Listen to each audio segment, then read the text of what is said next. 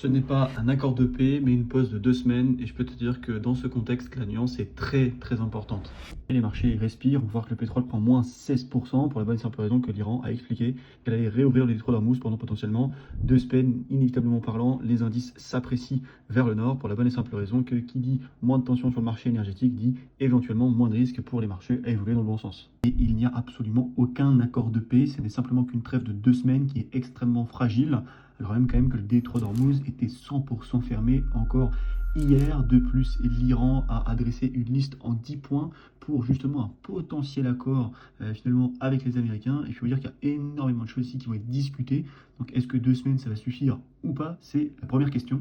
Parce que les deux économies ont un coût énorme à continuer. Du côté américain, laisser durer cette crise, c'est prendre le risque de voir le pétrole repartir encore une fois plus violemment vers le haut, de raviver l'inflation, de compliquer finalement la trajectoire des taux actuels et surtout de fragiliser encore plus le marché de la consommation. Il faut quand même comprendre qu'encore une fois, 20% du pétrole de toute la planète passe par ce fameux détroit. Et surtout pour l'Iran, continuer l'escalade, c'est quand même prendre le risque de détruire finalement une partie de ses infrastructures de manière beaucoup plus large, d'étouffer encore plus son économie qui n'est pas forcément très très en forme. Et vous avez Reuters qui apporte quand même un élément très important, le fait que l'Iran envisage finalement seulement une réouverture contrôlée pour le moment et pas 100% entre guillemets fluide, avec une coordination militaire quand même très importante pour la plupart des navires. Et la deuxième question la plus importante, c'est pourquoi les Américains se retirent aussi facilement potentiellement du conflit.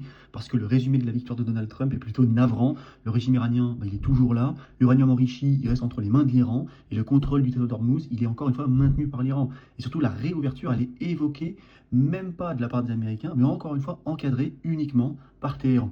Donc oui, la plupart des indices aujourd'hui rebondissent face à une potentielle désescalade dite tactique, mais pas non plus sur une résolution durable du conflit.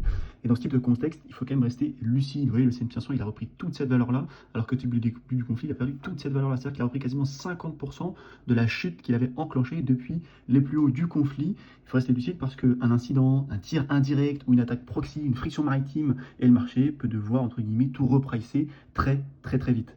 En tout cas, la vérité court terme pour le moment, c'est que l'upside de marché que tu peux observer est très très loin d'être sain.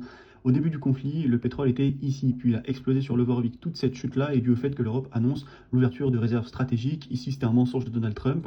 Et là, tu vois, c'est l'annonce des 2 semaines de pause. Mais si on est honnête intellectuellement, on peut observer que le pétrole ici se situe sur la moyenne, finalement, la plus haute du prix qu'il peut avoir depuis finalement le début du conflit. Tu vois, on est quasiment à la moitié ici par rapport au départ finalement des hostilités.